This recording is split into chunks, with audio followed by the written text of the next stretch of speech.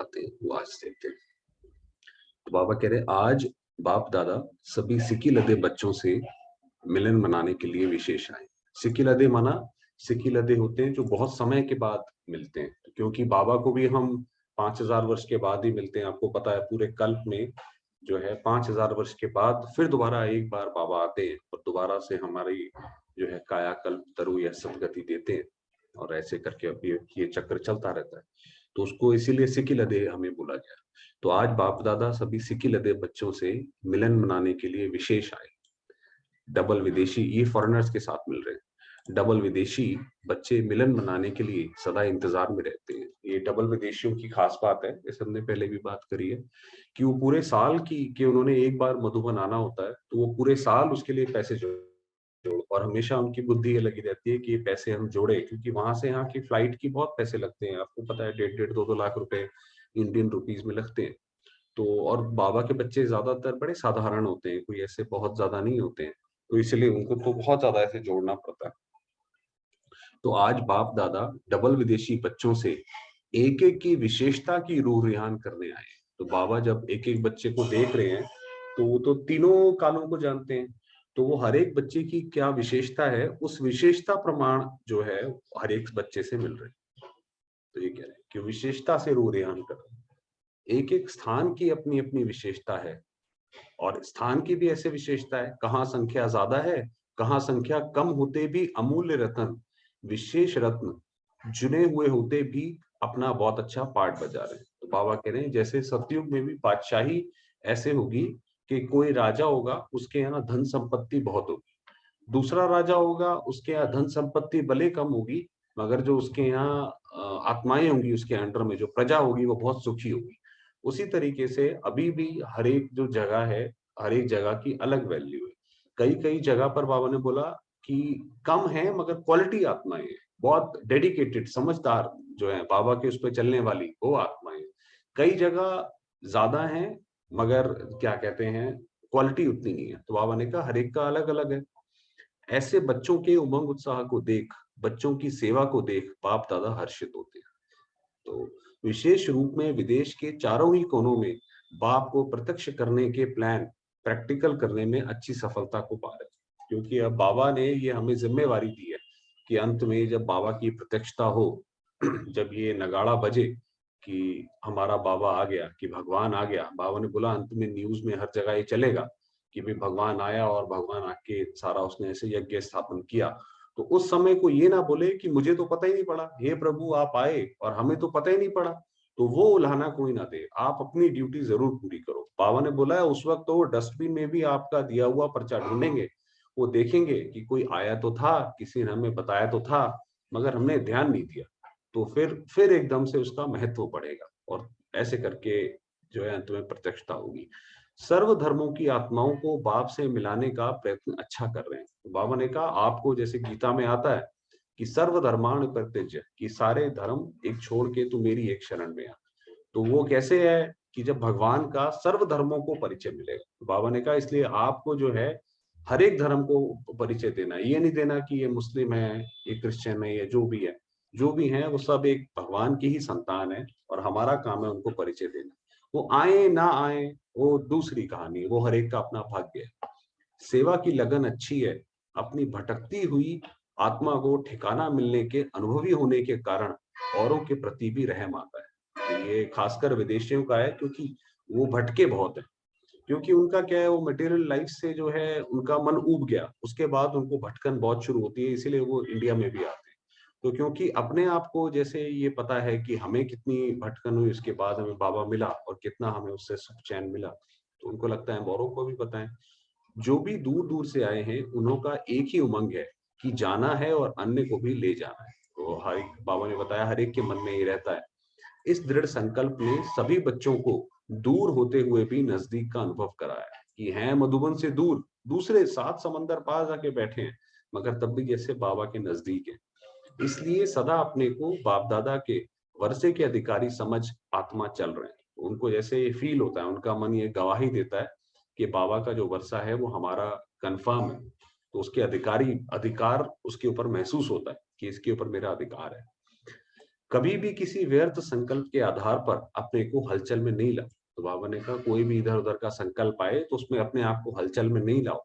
कल्प कल्प के पात्र हो। अब ये एक गहरी बात है। कल्प कल्प के पात्र हो माना एक जो साइकिल होता है उसको कल्प बोला जाता है ना। तो उस कल्प में हम पहले भी हम बने थे और इस बार भी हम दोबारा बन रहे हैं। तो ये मतलब हुआ कि कल्प कल्प के पात्र हो। अच्छा, आज तो पार्टियों से मिलना है। पहला नंबर मिलने का चांस अमेरिका पार्टी को मिला है, तो अमेरिका से जो आए हैं वो पहले मिल रहे हैं। तो अमेरिका वाले भी सभी मिलकर सेवा सेवा में सबसे नंबर वन कमाल भी तो दिखाएंगे ना। अभी बाप दादा देखेंगे कि कॉन्फ्रेंस में सबसे बड़े से बड़े वीआईपी कौन ले आते हैं। ये तो 1983 की वाणी है, उसके बाद तो बहुत वीआईपी आए। तो नंबर वन वीआईपी कहाँ से आ रहा है? तो बताया अमेरिका से। तो वैसे तो आप बाप के बच्चे वीआईपी हो। आपको पता है वीआईपी का मतलब होता है वेरी इंपॉर्टेंट पर्सन। तो बाबा ने कहा बाकी तो दुनिया में वीआईपी हैं, मगर आप जो बच्चे हो वो ट्रिपल वीवीआईपी हो।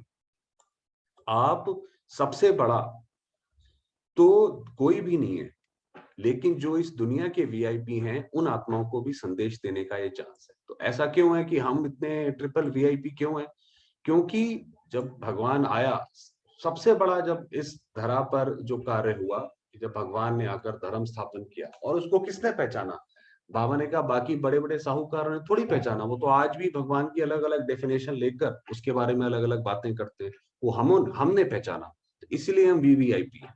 इन्हों का भाग्य बनाने के लिए पुरुषार्थ करना पड़ता है। तो जैसे भगवान ने मेहनत करी हमारा भाग्य बनाने के लिए, तो हमारा काम है हम मेहनत करें दूसरों का भाग्य बनाने के लिए। क्योंकि वे तो अपने को इस पुरानी दुनिया के बड़े समझते हैं ना। तो छोटे छोटे कोई प्रोग्राम में आना वे अपना रिगार्ड नहीं समझते।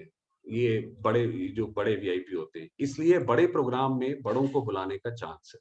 वैसे तो बाप दादा बच्चों से ही मिलते और रूह रियान करते हैं।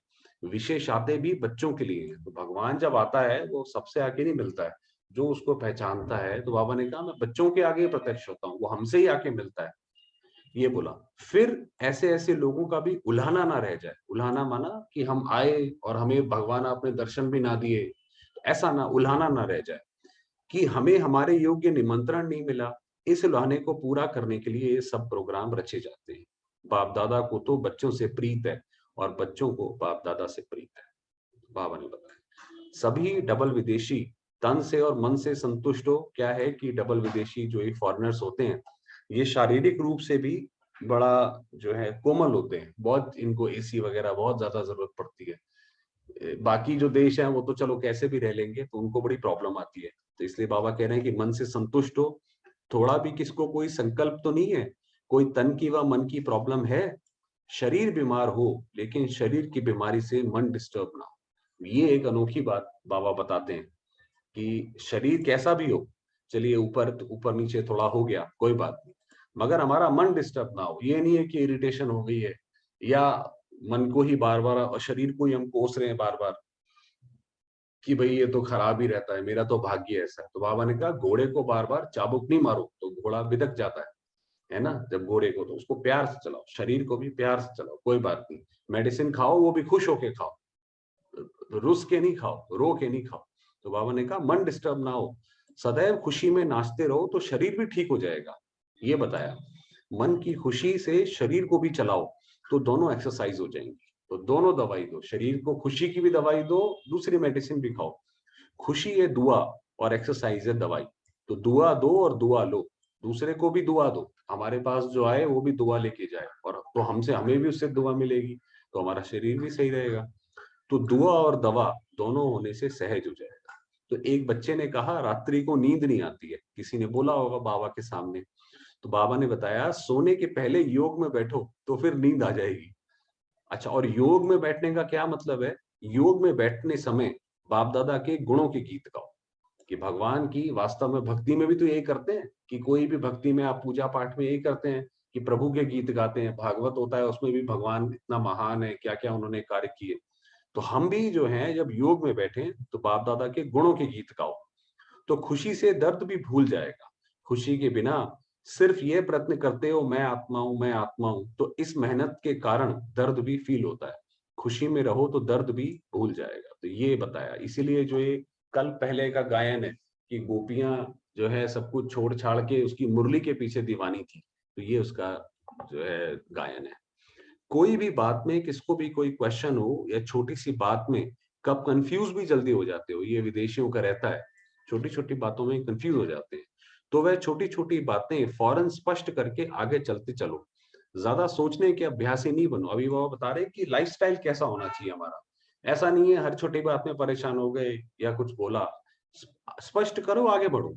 जो भी सोच आए उसको वहां ही खत्म करो।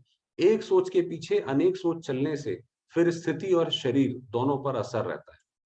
आप देखेंगे कई लोग होते हैं वो साल के 12 महीने उनको बीमारी बनी रहती है कोई ना कोई।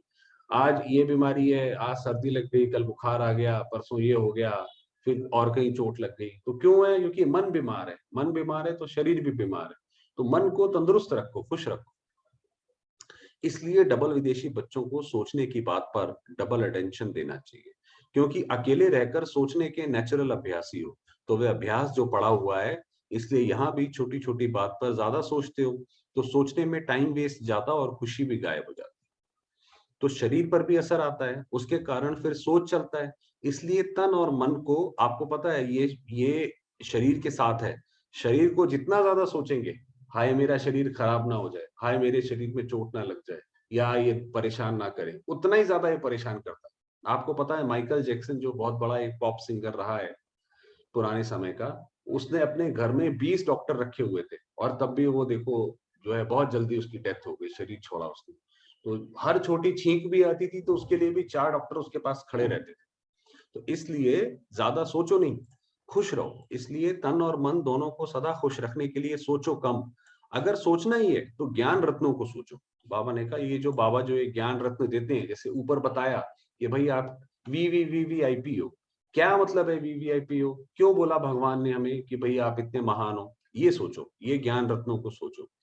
व्यर्थ संकल्प की भेंट में समर्थ संकल्प हर बात का होता है। तो हर एक का कोई एक व्यर्थ है, उसका समर्थ है।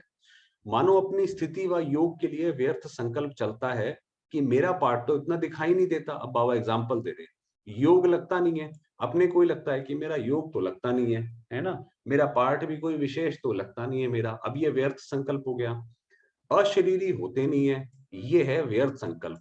उनकी भेंट में समर्थ संकल्प करो। अब उसकी भेंट में क्या संकल्प करो? याद तो मेरा स्वधर्म है। अरे भाई मेरा तो काम है याद तो आत्मा को करना, ये तो स्वधर्म है माना। याद तो वो हर एक चीज को करती ही है। भाई माँ है, वो बच्चे ना चाहते हुए भी बच्चे को याद करेगी, वो बच्चे की याद है ना। जो क्या कहते हैं भाई लोग होते हैं वो ऑफिस को याद करते हैं। तो याद तो हम नेचुरली करते ही हैं। बस ये है कि भगवान को याद करने की, शिव बाबा को याद करने की आदत डालनी है। बच्चे का धर्म ही है बाप को याद करना। क्यों नहीं होगा? जरूर होगा। मैं योगी नहीं तो और कौन बनेगा, ये संकल्प करो। मैं ही कल्प कल्प का सहज योगी हूं। तो व्यर्थ के बजाय इस प्रकार के समर्थ संकल्प चलाओ। मेरा शरीर चल नहीं सकता, ये व्यर्थ संकल्प नहीं चलाओ कि भाई अरे भाई मेरा तो शरीर ही बड़ा खराब रहता है, देखो ना बूढ़ा हो गया है, देखो ना ये हो गया है, वो हो गया है। ये नहीं करो, कोई कारण नहीं दो और ही शरीर को ढीला हो जाएगा उससे। इसके बजाय समर संकल्प ये है कि इसी अंतिम जन्म में बाप ने हमको अपना बनाया है। कैसे? बाबा जैसे उंगली पकड़ के किसी को चलाना होता है ना, छोटा बच्चा होता है तो उसको हर चीज सिखाई जाती है। ऐसे बाबा बता रहा है कि मन को कैसे चलाया जाता है, कैसे मन के साथ काम करा जाता है। कमाल है बलिहारी इस अंतिम शरीर की, जो इस पुराने शरीर द्वारा जन्म जन्म का वर्षा ले लिया। बाबा कहते हैं अभी आपको ये बेशक लगता है कि भाई बाबा आते हैं, मगर मन में वो चीज आता नहीं है कि भाई हम भगवान के सामने बैठे हैं। वो जब दुनिया के सामने जब ये बात आएगी तब आपको लगेगा कि आपको क्या मिला है। बाबा ने कहा बस आप धैर्य रखो, दिल शिकस्त के संकल्प नहीं करो। दिल शिकस्त होता है निराश, लेकिन खुशी के संकल्प करो। वहां मेरा पुराना शरीर जिसने बाप से मिलाने के निमित्त बनाया, वह वहां कर चलाओ। तो बाबा ने कहा जैसे घोड़े को प्यार से हाथ से चलाते हैं तो घोड़ा बहुत अच्छा चलता है। अगर घोड़े को बार बार चाबुक लगाएंगे तो और ही तंग करेगा। वही जो हमने बात करी थी वही बाबा ने बताया कि प्यार से चलाओ, वाह वाह करके चलाओ। ये शरीर भी आपका है, इनको बार बार ऐसे नहीं कहो ये पुराना है, बेकार शरीर है। ये कहना जैसे चाबुक लगाते हो। तो आपको पता है आपका शरीर जो है अच्छी तरह से रिस्पॉन्ड नहीं करेगा अगर हम बार बार ऐसे करेंगे। खुशी खुशी इसकी बलिहारी आगे चलाते रहो। फिर ये पुराना शरीर कब डिस्टर्ब नहीं करेगा तो आपको ये सहयोग भी करेगा। कभी बीमारी होगी, कुछ होगी, छोटी मोटी बीमारी तो शरीर अपने आप ठीक कर देगा। आपको कहीं जाना है, कुछ करना है तो शरीर तंग नहीं करेगा, बहुत सहयोग देगा। कोई ने कहा प्रॉमिस करके भी जाते हैं फिर भी माया आ जाती है। तो बाबा ने बोला माया से घबराते क्यों। माया का मतलब है ये पांच विकार, पांच विकार या फिर ये जो बाकी परिस्थितियां जो हमें दूसरे लोगों से आती हैं वो सब माया है जैसे, है ना। तो वो बाबा कहते हैं उससे घबराते क्यों हो। माया आती है आपको पाठ पढ़ाने के लिए, कल भी ये बताया था कि माया आती है पाठ पढ़ाने के लिए। घबराओ नहीं, पाठ पढ़ लो, सीख ले लो। भाई ये वाली चीज खराब हुई, ये वाली चीज ऐसी हुई, सीख ले ली, ठीक है जी, आगे से ये नहीं करेंगे। कभी सहनशीलता का पाठ, कभी एक रस स्थिति में रहने का पाठ पढ़ाती है। भाई सीख ले लो, भाई हमारे अंदर सहन शक्ति कम है, सहन शक्ति धारण करनी है ना। कभी शांत स्वरूप बनने का पाठ पक्का कराने आती है, कभी कभी शांत रहना होता है। तो माया को उस रूप में देखो। माया आ गई घबरा जाते हो, माया आ गई माना कि परिस्थिति आ गई, अरे भाई फला व्यक्ति ने देखो ऐसा कर दिया, है ना, एकदम अर्थक्वेक आ गया, हम तो डर गए। ये तो घबराने वाली बात नहीं है, उससे सीख देखो। भाई अगर डर गए तो इसका मतलब अशरीरी स्थिति हमारी पूरी तरह सही नहीं है, उसके ऊपर काम करना है, तो उसका ऐसे सीख ले लो। लेकिन समझो माया भी हमारी सहयोगी बन बाप से पढ़ा हुआ पाठ पक्का कराने के लिए आई है। तो कैसे बाबा बताता है कि हर चीज को पॉजिटिव लेने का ये अर्थ होता है। कोई चीज गलत हुआ घबराओ नहीं, शरीर में आ गया भाई हार्ट अटैक ही आ गया किसी को, घबराओ नहीं।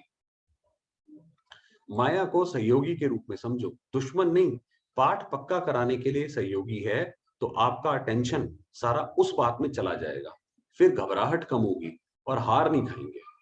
ये बाबा ने बताया। पाठ पक्का करके अंगद के समान बन जाएंगे। अंगद के लिए कहते हैं भाई वो रावण की उसमें था और उसका कोई पांव नहीं हिला पाया, ऐसे थोड़ी कोई व्यक्ति था और सारे जो है उसके पांव पड़ने लग जाते हैं, ये कोई बात थोड़ी है। ये अभी की बात है कि हम जैसे हमारा मन जो है अंगद के समान, हम जैसे जहां पे अपना पांव रख दे, जो हम अपना दृढ़ संकल्प कर लें कि भाई मान लो मैंने आज दृढ़ संकल्प किया कि आज मैं परेशान नहीं होगा फॉर एग्जाम्पल, तो ये हमने दृढ़ संकल्प किया, तो रात तक हम अपने आप को चेक करें कि कोई भी परिस्थिति हमें परेशान ना करे। हर एक में जैसे बाबा ने बताया वाह वाह करके चलाओ, है ना, ऊपर बताया। तो ऐसे ही आज ये हमारा दृढ़ है कि हम हर चीज को वाह वाह करके चलाएंगे। वाह जी वाह, बहुत अच्छा हुआ। गलत भी हुआ उसको भी वाह वाह, कोई बात नहीं, अच्छा हुआ। बाबा कहते हैं निंदा तुम्हारी जो करे मित्र तुम्हारा सोई, कोई बात नहीं, आपने भी करा, बहुत अच्छी बात है, तो वाह वाह एक दिन चलाओ, क्या बात है। तो माया से घबराओ नहीं। जैसे छोटे बच्चों को माँ बाप डराने के लिए कहते हैं हवा आ जाएगा, आप सब ने भी माया को हवा बना दिया है।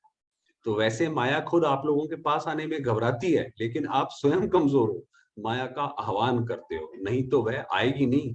वह तो विदाई के लिए ठहरी हुई है, वह भी इंतजार कर रही है कि हमारी लास्ट डेट कौन सी है। तो अभी माया को विदाई देंगे या घबराएंगे। तो ये बाबा ने बताया। फिर ये लास्ट लाइन पढ़ते हैं, फिर उसके बाद योग लगाएंगे। तो डबल विदेशियों की ये विशेषता है, उड़ते भी बहुत तेज हैं, फिर डरते हैं तो छोटी सी मक्खी से भी डर जाते हैं। तो बाबा ये कह रहे हैं कि उनकी ये विशेषता होती है कि एकदम पुरुषार्थ करेंगे तो बहुत अच्छा तेज पुरुषार्थ करेंगे, और डर जाएंगे तो बिल्कुल ही डर जाएंगे। तो बाबा ने कहा ऐसे नहीं, एक दिन खुशी में नाचते रहेंगे, दूसरे दिन चेहरा बदली हो जाएगा। इस नेचर को बदली करो। इसका कारण क्या है। इन सब कारणों का फाउंडेशन है सहन शक्ति की कमी। तो ये सहन शक्ति के ऊपर तो हमने पूरा एक वीक बात करी थी, बाकी यहीं पे भी स्टॉप करते हैं, थोड़ी देर बाबा को याद करते हैं। चलिए, तो बाबा ने क्या बताया कि घबराना नहीं, उसके लिए क्या है कि वाह वाह करते चलो, और कुछ भी नहीं है। शरीर को भी वाह वाह चलाओ, कोई भी चीज आए उससे पाठ पढ़ लो, घबराओ नहीं, है ना। चलिए,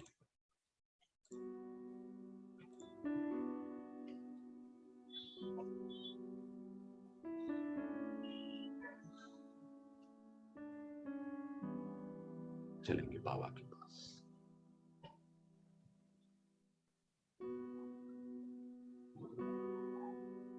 मैं आत्मा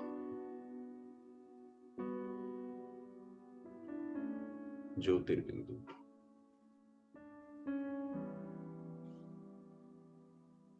पॉइंट ऑफ लाइट,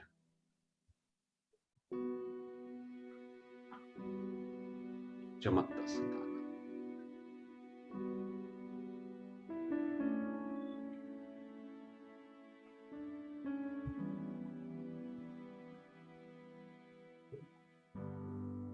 निराकार ज्योतिर्बिंदु शिव बाबा,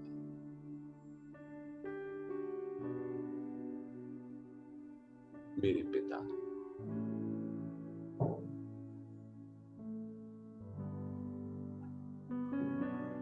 स्वयं परमात्मा,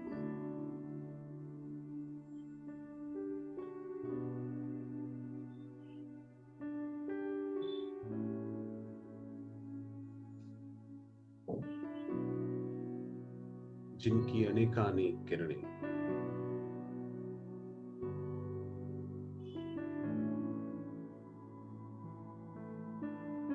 जिनका स्नेह मुझ आत्मा पर बरसता,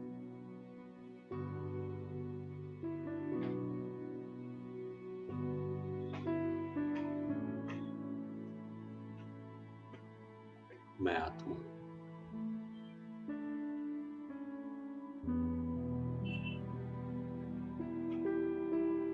परमात्मा किरणों के झरने के नीचे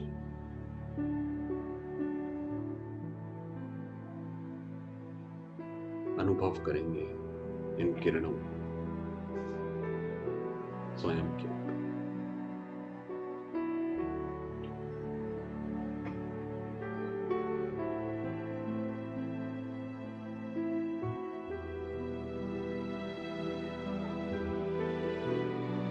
मैं आत्मा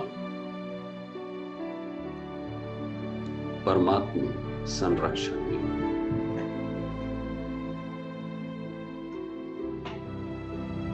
मेरे चारों ओर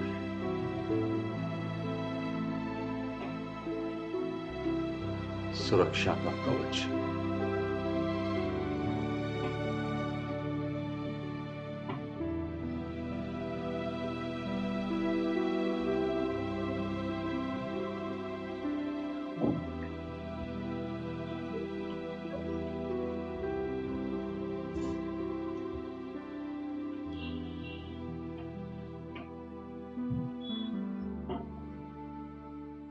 मुझे अपने भाग्य पर,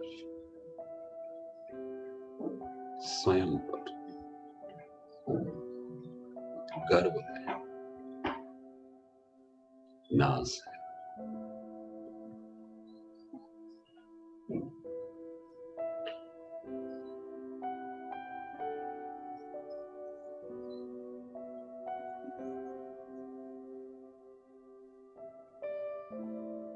मेरे पिता शिव बाबा, रचयिता,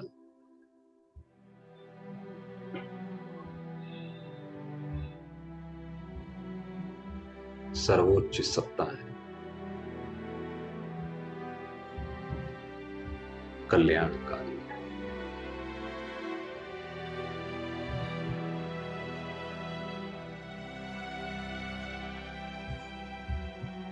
बुद्धिवानों की बुद्धि,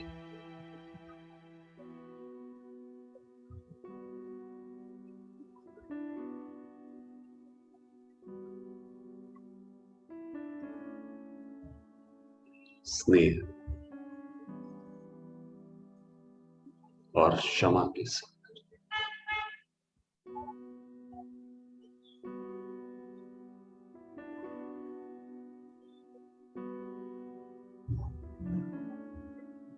जिनकी किरणें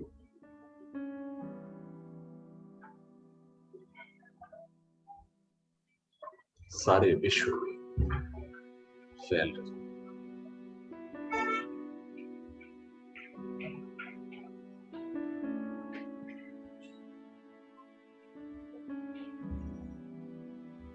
संपूर्ण सृष्टि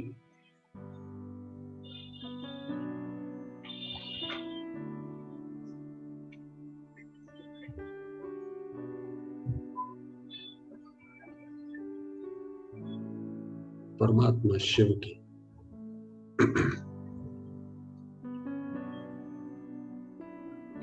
शांति की किरणों से प्रकाशित है।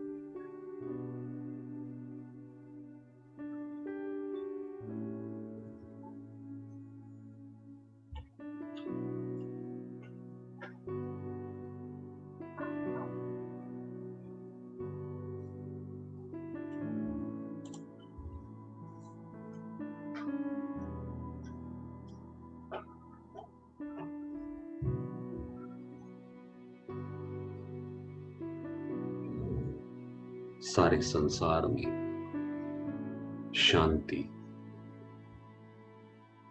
व्याप्त है। सर्वात्माएं शांत,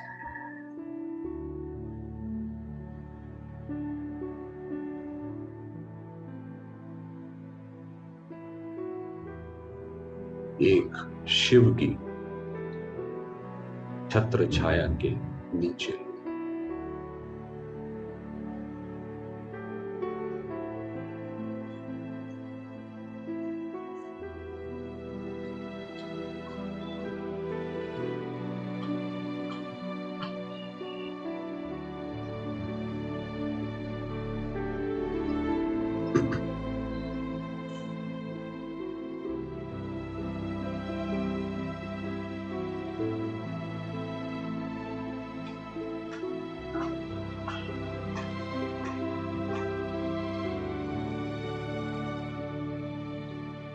ओम शांति।